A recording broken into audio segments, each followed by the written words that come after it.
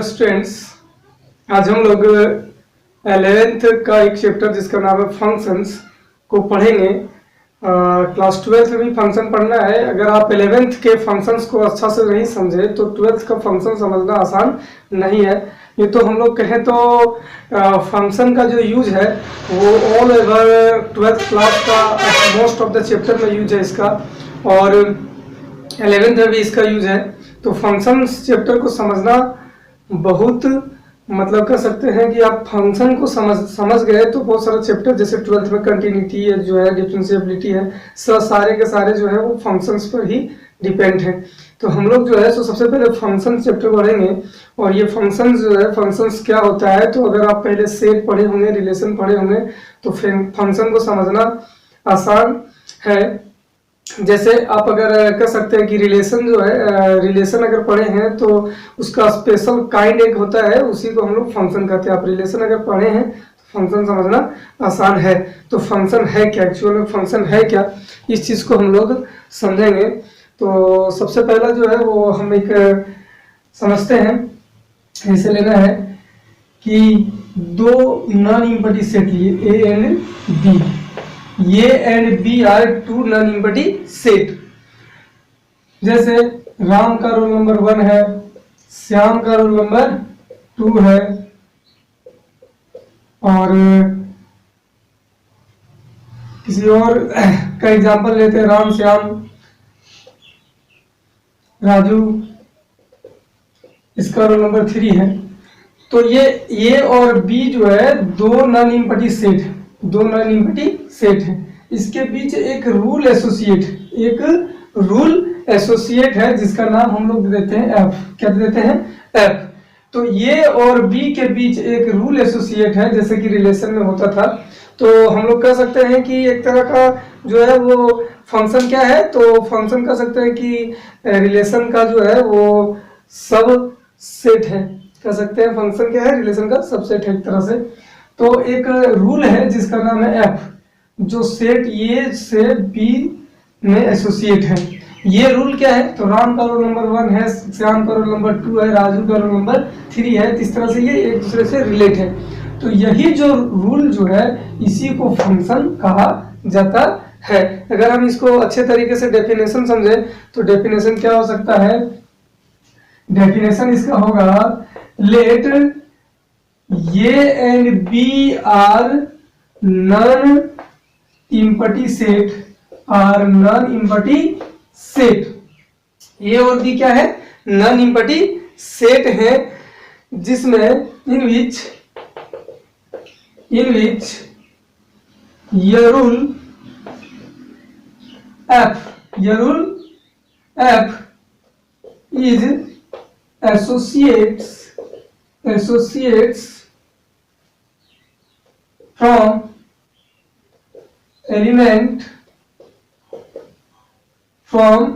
each and every element from associates with each and every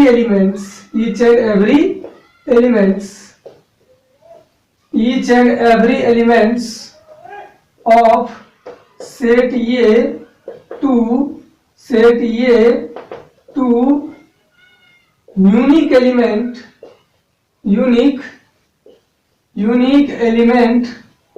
of set B.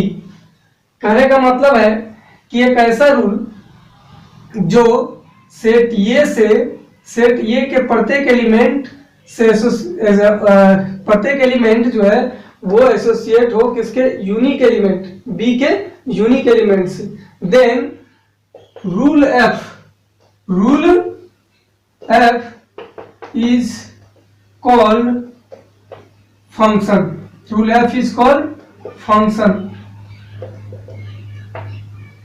इसको ऐसे लिखा जाता है, एफ ये टेंस टू बी, पढ़ा जाता है फंक्शन इज, इसको इस तरह से पढ़ते हैं, function is F is function from A to B. तो ये है फंक्शन का डेफिनेशन। हम लोग 2-4 एग्जांपल और लेकर के इसको अच्छे तरीके से समझते हैं कि एक्चुअल में फंक्शन होता क्या है। तो ये हो गया आपका फंक्शन। एग्जांपल और लेते हैं, जैसे एक रूल जो है वो लेते हैं क्या, एक फंक्शन हम लोग लेते हैं।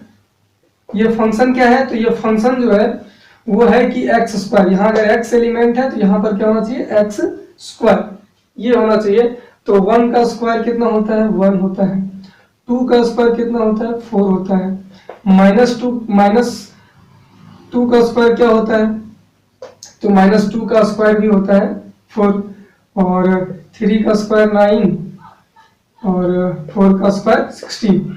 -4 भी लिख सकते हैं, -3 भी ले सकते हैं, और -1 भी ले सकते हैं। तो 1 और 1 का जो है -1 का स्क्वायर 1 होगा, और 2 और -2 का स्क्वायर भी 4 होगा, इसका भी स्क्वायर होगा 9। तो क्या यह फंक्शन होगा कि नहीं, तो समझना है ये फंक्शन होगा, क्योंकि कंडीशन है ईच एंड एवरी एलिमेंट, तो सारा एलिमेंट एसोसिएट है किससे, सेट बी से। ये सेट ये है और ये सेट बी है, एसोसिएट है और यूनिक एलिमेंट है, तो ये सेट है। दूसरा एग्जांपल है जिसमें हम लोग ले सकते हैं, अगर इसी तरह का ले 1 2 सेट ये ले, ये 1 2 3 4, और सेट बी जो है, सेट बी जो है वो ले हम लोग 1 4 9 16 25।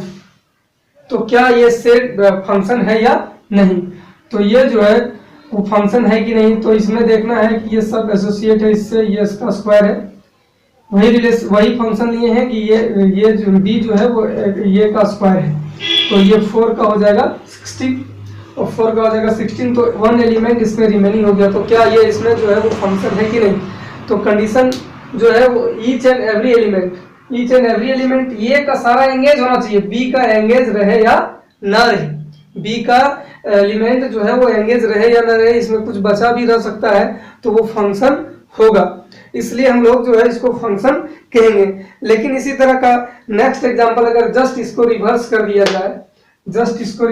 दिया जाए, तो ये फंक्शन होगा कि नहीं, आप इसका डेफिनेशन को नोट भी कर सकते हैं।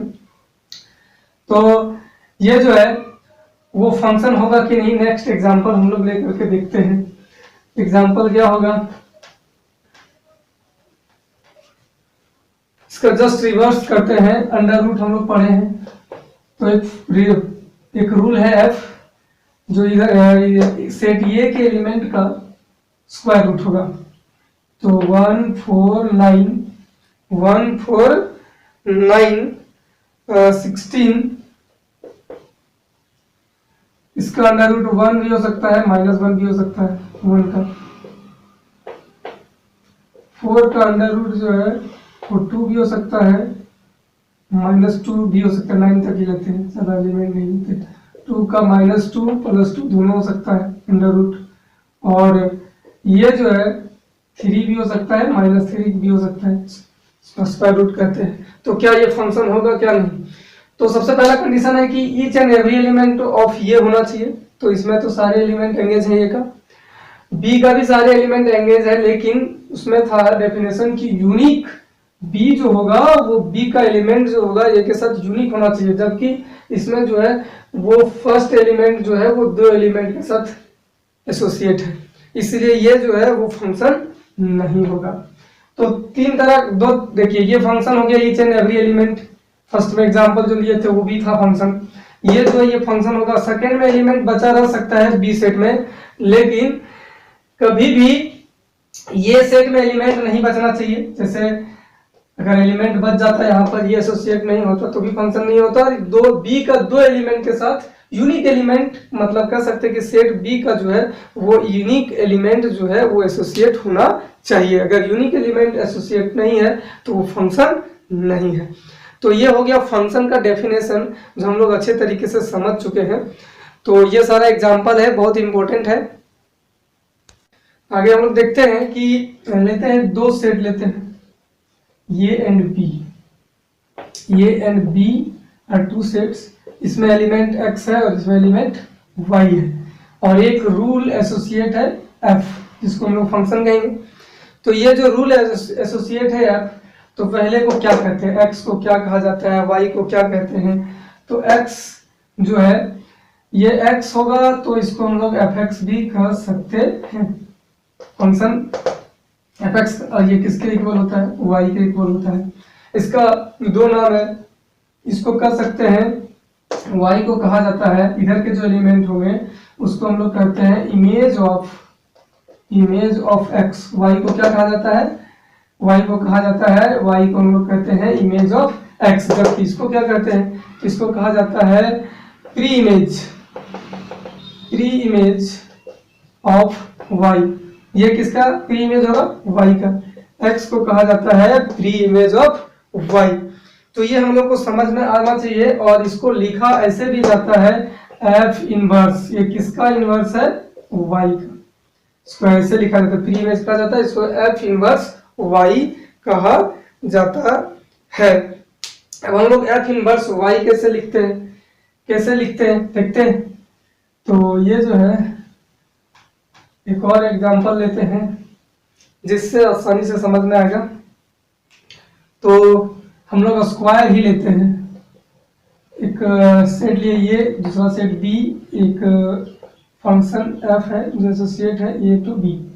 अब जो है 1 2 3 4 5, 1 2 3 4 5 एंड 4 तक ही लेते हैं, x इधर x स्क्वायर। इसी तरह का नंबर लेंगे, 1 का स्क्वायर 1, 2 का स्क्वायर 4, 3 का स्क्वायर 9, 4 का स्क्वायर 16, x का स्क्वायर x स्क्वायर है। तो इस तरह का एक फंक्शन है। अब इसमें हम लोग का जो है वो लिखना है, जैसे अगर हम बात करें, जैसे हम लोग पहले 9 10 में भी पढ़ चुके हैं कि y इक्वल टू लिखा जाता है fx, मतलब x का वैल्यू पुट करते हैं तो y फाइंड होता है। तो उसी तरह से हम लोग फाइंड कर सकते हैं। तो f1 अगर फाइंड करेंगे तो क्या होगा 1, f2 कितना होगा, f2 होगा 4, f3 कितना होगा, तो होगा ये 9, और f4 कितना होगा, तो होगा 16। अगर इसका जस्ट अभी जो हम लोग इनवर्स का बात कर रहे थे, तो इधर का element f inverse 1 equal to 1, f inverse 4 equal to 2, f inverse 9 equal to 3, f inverse 16 equal to 4। तो इस तरह से हम लिख सकते हैं, ये इनवर्स होता है। और इसी तरह से एफ एक्स स्क्वायर का भी एफ इनवर्स एक्स स्क्वायर का क्या कह सकते हैं, एफ इनवर्स एक्स स्क्वायर का क्या होगा, एक्स। तो ये जो है ये इस तरह से फंक्शन था। अब हम लोग को कुछ समझना है कि इसको कहते हैं डोमेन, को डोमेन और रेंज। तो इसको आप लोग समझ गए, एफ एक्स कैसे फाइंड करते हैं, एफ इनवर्स किसको कहा जाता है। अब हम लोग डोमेन रेंज के बारे में समझेंगे। तो डोमेन रेंज क्या होता है, सबसे पहला जितना भी एलिमेंट ये में होगा सारे के सारे क्या कहलाएंगे, डोमेन। क्या कहलाएंगे, डोमेन। अगर यहाँ पर एग्जाम्पल थोड़ा सा चेंज करते हैं,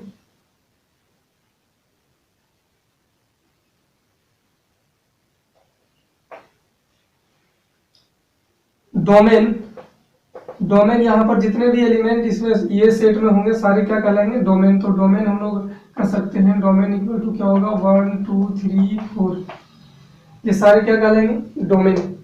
और रेंज क्या होता है, तो रेंज होता है जो एलिमेंट बी का, ऐसा एलिमेंट जो ए के साथ एसोसिएट हो, बी का वैसा सारा एलिमेंट जो ए के साथ एसोसिएट हो। तो ये के साथ एसोसिएट कौन कौन है, तो 1 4 9 16, ये इसका क्या है, रेंज है। ये सारे एलिमेंट्स सेट ऑफ ये सारे एलिमेंट्स क्या है, रेंज है।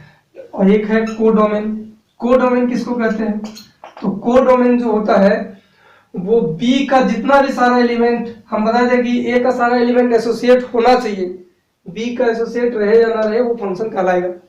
तो बी का कोडोमेन क्या होगा, तो जो कोडोमेन होगा जितना सारा एलिमेंट बी में होगा एसोसिएट रहे या ना रहे ए के साथ, सारे क्या कहलाएंगे, कोडोमेन। तो क्लियर हो गया, डोमेन क्या होगा, ऑल एलिमेंट्स ऑफ सेट ये, एंड कोडोमेन क्या होगा, all elements of set B. लेकिन रेंज क्या होगा, तो वैसा एलिमेंट जो बी का वैसा एलिमेंट जो ए के साथ एसोसिएट है उसी को हम लोग रेंज कहते हैं। तो इस तरह से क्लियर हो जाना चाहिए डोमेन, रेंज एंड को डोमेन। क्लियरली हम लोग ये कह सकते हैं कि जो रेंज होता है, रेंज जो होता है वो सबसेट होता है किसका, कोडोमेन का। किसका सबसेट होगा, कोडोमेन का। देख लेते हैं कोडोमेन का ये सबसेट है, रेंज जो है वो कोडोमेन का सबसेट होता है। तो अब जो है नेक्स्ट हम लोग रियल फंक्शन के बारे में पढ़ेंगे। एक क्वेश्चन लेकर के हम लोग एफ इनवर्स एक्स और एक्स फाइंड करने का कोशिश करेंगे। क्वेश्चन है ये function F R to R be given by F x equal to X square plus 3। ये फंक्शन डिफाइंड है X square plus 3। Find f1, सबसे पहले f1 फाइंड करना है, मतलब x1 दिया हुआ है, y फाइंड करना है, या तो सेट 1 का एलिमेंट दिया हुआ है, सेट b का एलिमेंट को फाइंड करना है। तो हम लोग डायरेक्ट ये वैल्यू पुट करने के लिए fx गिवन है fx equal to X square plus 3, तो f1 का वैल्यू पुट करेंगे x के प्लेस पे 1 का square plus 3 means 1 plus 3 equal to 4। Next B number है, फाइंड करना है, दिया हुआ है find X if F x equal to 28, या तो दूसरा भाषा में हम कह सकते हैं कि एफ इनवर्स 28 फाइंड करना है। दैट मींस सेट बी का एलिमेंट गिवन है, हम लोग का उसका प्री इमेज क्या होगा, 28 का प्री इमेज क्या होगा वो फाइंड करना है।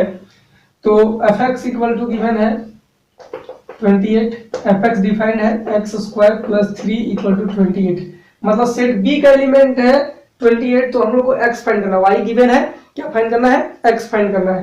तो एक्स कैसे फाइंड होगा, तो एक्स फाइंड कर सकते हैं, that is X square equal to 28 minus 3 plus 3 था, तो उधर से करके क्या हो जाएगा minus 3, and X equal to हो जाएगा 25, देयरफॉर एक्स इक्वल टू हो जाएगा प्लस माइनस 5। प्री इमेज जो है वो प्लस माइनस 5 में से कुछ भी हो सकता है। तो इस तरह से हम लोग एफ एक्स और एफ इनवर्स एक्स दोनों फाइंड कर सकते हैं।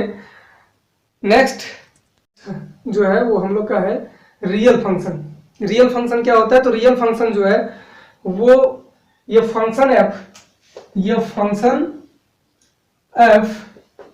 From is from A to B is real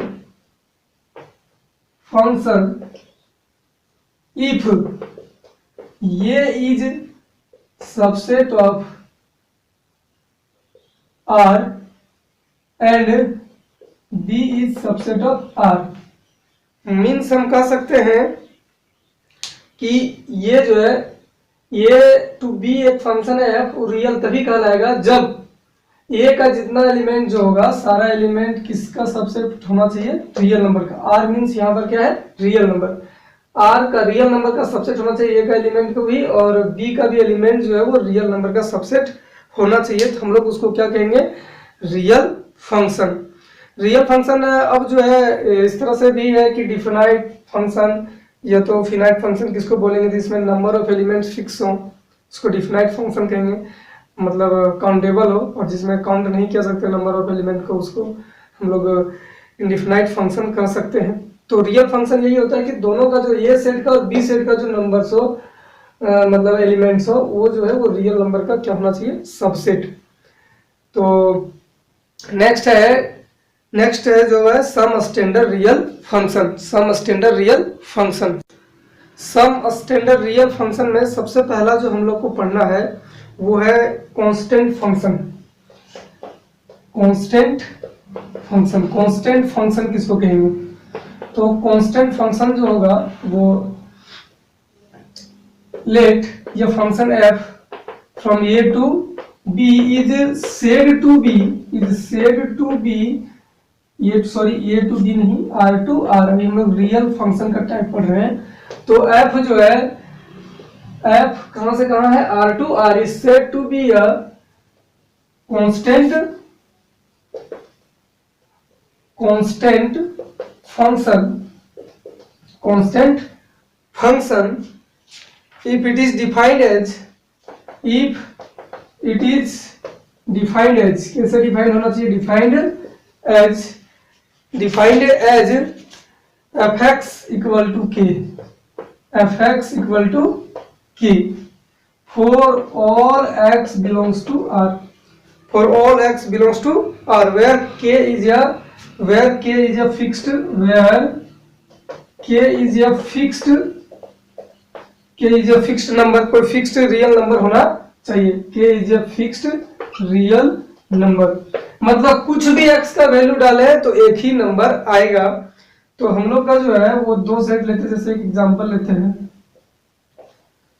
set A to B, constant function है 1 2 3 4 5, बहुत सारे एलिमेंट है इसमें, और इसमें जो है 1 2 3 4 5, तो इसमें कुछ भी x का वैल्यू और जाकर के फिक्स नंबर ही कोई आए तो हम लोग इसको क्या कहेंगे, कांस्टेंट फंक्शन।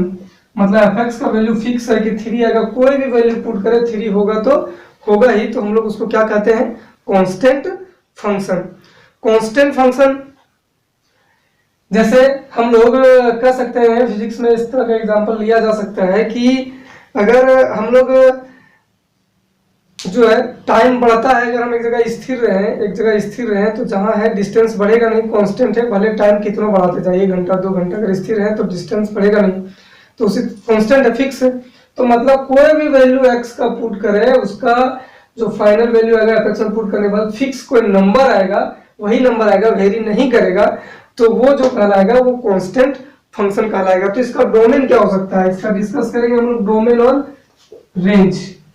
डोमेन क्या हो सकता है, तो डोमेन जो होगा वो कोई भी रियल नंबर हो सकता है, और रेंज मतलब कोई भी रियल नंबर, इसमें कोई भी एलिमेंट डाले। और रेंज जो होगा हम बताए थे, रेंज जो है वो बताए थे कि वैसा जो ए के साथ एसोसिएट होता है, एसोसिएट इसमें कौन है, 3, तो यहाँ कह सकते हैं कि 3 जो है वो क्या है, रेंज है। नहीं तो वैसा अगर इस तरह से कहें तो रेंज होगा के, दैट मीन्स कोई भी रियल नंबर जो यहाँ पर बी सेट में होगा, जो एसोसिएट होगा ए के साथ। नेक्स्ट इसका ग्राफ पढ़ना है, इसको नोट भी कर सकते हैं आप। तो नेक्स्ट इसका ग्राफ पढ़ना है, तो ग्राफ जो है आसान है, कैसे आसान है समझते हैं। एक्स एक्सिस वाई एक्सिस लेते हैं, इसको एक्स एक्सिस कहा जाता है, हॉरिजॉन्टल लाइन को, ये ओरिजिन, वाई एक्सिस।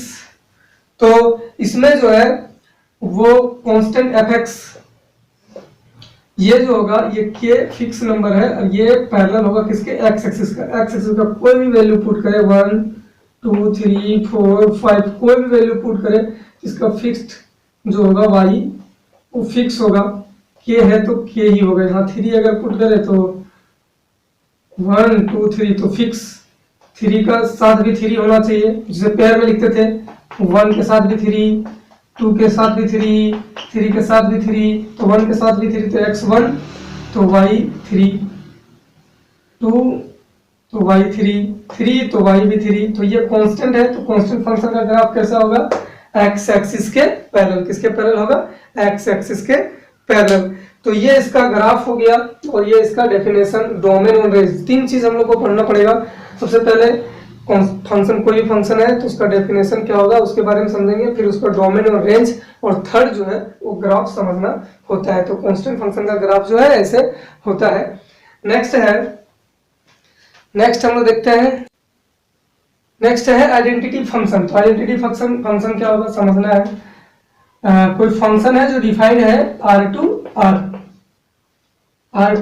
r है, तो आइडेंटिटी फंक्शन क्या होगा, जब खुद होगा, जैसे fx डिफाइंड एज क्या होगा इसका, तो कह सकते हैं कि यह सेट, यह function f set is set to identity function if it is defined as, तो क्या, तो fx खुद x होगा, जो एलिमेंट यहाँ हो वही एलिमेंट यहाँ होगा। जैसे 2 सेट लेते हैं हम लोग, ए एंड बी 2 सेट लिए, अब 2 सेट इसका लिए, उसके बाद एक रूल है 1 2 3 4 5, 1 2 3 4 5, ये 1 1 के साथ, 2 2 के साथ, 3 3 के साथ, 4 4 के साथ, 5 5 के साथ एसोसिएट है।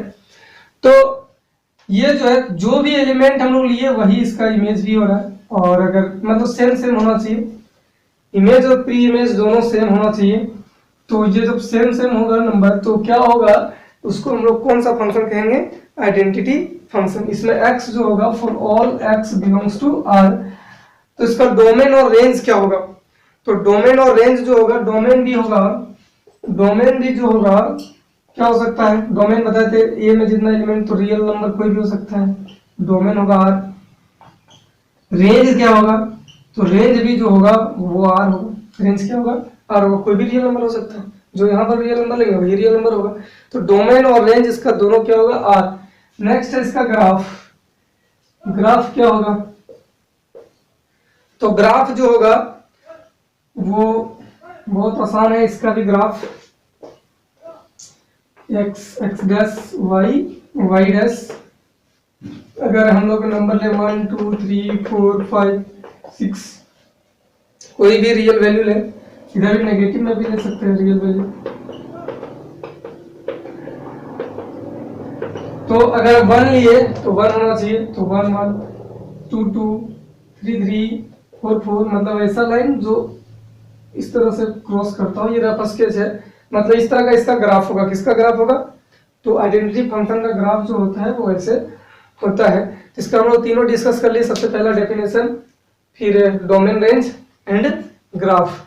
नेक्स्ट जो है थर्ड नंबर, नेक्स्ट है मॉडुलस फंक्शन। तो मॉडुलस फंक्शन या function F from R to R is said to be या modulus function if it is defined as, कैसे डिफाइंड होना चाहिए, तो F x equal to mod of x. अगर इसको ज्यादा अच्छा से डिस्क्राइब करें तो हम लोग कहते थे कि x और माइनस एक्स दोनों का वैल्यू पॉजिटिव में आता था, मॉडुलस अगर लगाते थे तो ये क्या होगा, कब होगा x पॉजिटिव, कब होता था, जब x जीरो से क्या हो, बड़ा भी हो सकता है या जीरो भी हो सकता है, तो उसका वैल्यू पॉजिटिव होता था। और नेगेटिव कब होता था, जब x जीरो से क्या हो, लेस देन जीरो, तब क्या होता था, ये माइनस एक्स होता था। तो ये जो है, जैसे हम लोग नेगेटिव नंबर पॉजिटिव नंबर का लिए F zero, that means zero का मॉडुलस क्या होगा, जीरो। फिर अगर एफ वन निकाले तो क्या होगा, वन। अगर माइनस वन निकाले तब भी होगा mod of minus one equal to one. Negative number है पॉजिटिव होता था, फाइनल क्या ये आता क्या है, पॉजिटिव नंबर। तो इसका हम लोग अगर बात करें डोमेन क्या होगा, तो डोमेन में कोई भी पॉजिटिव नेगेटिव कोई भी रियल नंबर ले सकते हैं, तो इसका डोमेन क्या होगा, आर होगा। तो डोमेन होगा रियल नंबर, रेंज जो होगा पॉजिटिव रियल नंबर होगा, मीन्स 0 टू इंफिनिटी होगा। नेक्स्ट का ग्राफ देखते हैं, तो ग्राफ कैसे होगा, तो ग्राफ जो होगा वो होगा पॉजिटिव का पॉजिटिव आइडेंटिटी फंक्शन में कैसे देखे थे, 1 का 1 2 का 2, तो इसका ग्राफ कैसे जा रहा था, ऐसे जा रहा था। और इसका जो ग्राफ होगा वो कैसे होगा, अगर नेगेटिव नंबर ले तो नेगेटिव नंबर का 1 का माइनस 1 का 1 आएगा, माइनस 2 का प्लस 2 आएगा, तो ये ग्राफ इसके ऐसे जाएगा। तो ये इसका ग्राफ होगा, किसका, तो इसका ग्राफ जो होगा वो इस तरह से होगा, किसका, मॉडुलस फंक्शन का। तो इस तरह से मॉडुलस फंक्शन जो है वो इसका यूज जो है वो हर जगह है, तो आप इसको ध्यान से नोट भी कर सकते हैं, स्क्रीनशॉट भी ले सकते हैं। ये मॉडुलस फंक्शन है। नेक्स्ट फंक्शन का जो हम लोग चर्चा करेंगे वो नेक्स्ट वीडियो में करेंगे, तो आप चैनल को जरूर सब्सक्राइब करें। अगर इस तरह का वीडियो देखना है, अगर अच्छे से समझ में आ रहा है तो सब्सक्राइब और शेयर जरूर करें। इस तरह से हम लोग नेक्स्ट फंक्शन हम लोग नेक्स्ट वीडियो में देखेंगे।